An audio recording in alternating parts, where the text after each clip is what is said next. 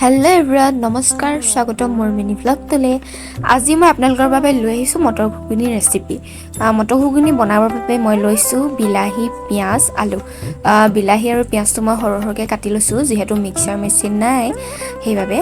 আৰু এয়া মই মটৰখিনি কুকাৰত দি দিছোঁ, মানে যিহেতু সিজাব লাগিব, মটৰখিনি বইল কৰি ল'ব লাগিব প্ৰথমে। আৰু আলুখিনিও লগত মই দি দিছোঁ যাতে ভালদৰে সিজে।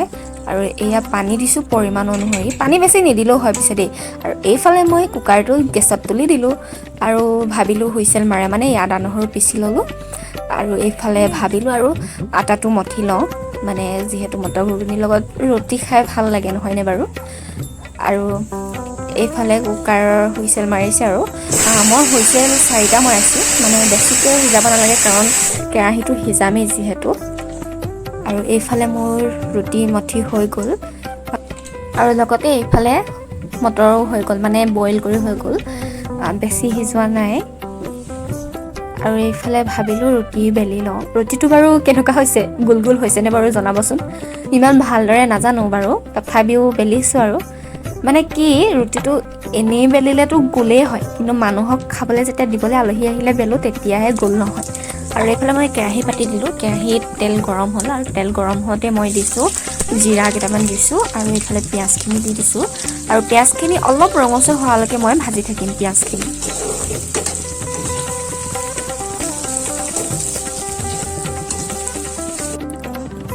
আৰু এইফালে ৰুটি বেলি হৈছে আৰু অলপ বাকী আছে। আৰু এইফালে পিঁয়াজখিনি সিজিছে আৰু মানে অলপ ৰঙচুৱা পৰিছে। আৰু এতিয়া মই কাটি থোৱা বিলাহীখিনি দি দিম।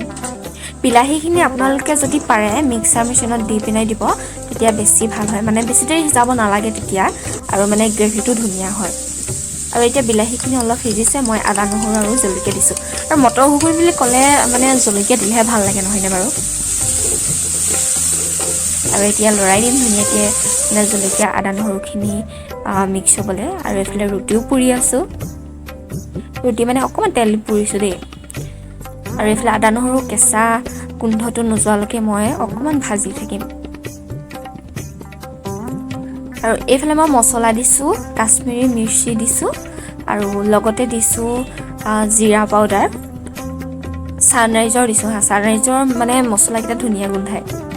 আৰু দিছোঁ হালধি, মানে পৰিমাণ অনুসৰি অলপ হালধি দিছোঁ, আৰু নিমখো দিছোঁ।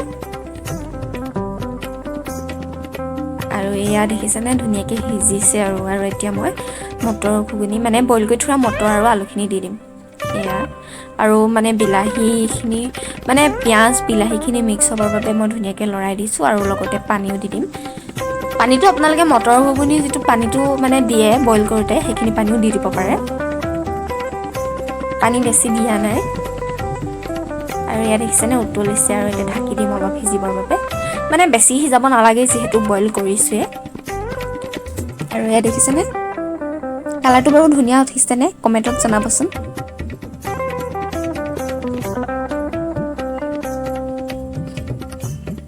আৰু এয়া মটৰ ঘুগুনি হৈছে আৰু অলপ বাকী আছে। আৰু এইফালে ৰুটি দেখিছেনে ইমান ধুনীয়াকৈ ফুলিছে নহয়নে বাৰু, আজিহে ধুনীয়া হৈছে দেই। আৰু এয়া মটৰ ঘুগুনি হৈ যাব আৰু মটৰ ঘুগুনিত ভাবিলোঁ অকণমান নৰসিংহ দি দিওঁ। নৰসিংহৰ গোন্ধটো মোৰ ভাল লাগে দেই, সেইকাৰণে মই আগতেও দিছোঁ, মানে কণীটো দি খাওঁ, মাংসটো দি খাওঁ, চবতে দিছোঁ।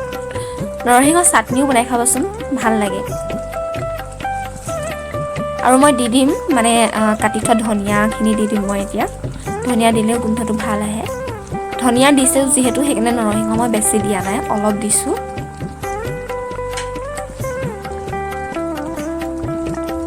ধনিয়াখিনি ওপৰত অকণমান মিলাই দিছোঁ।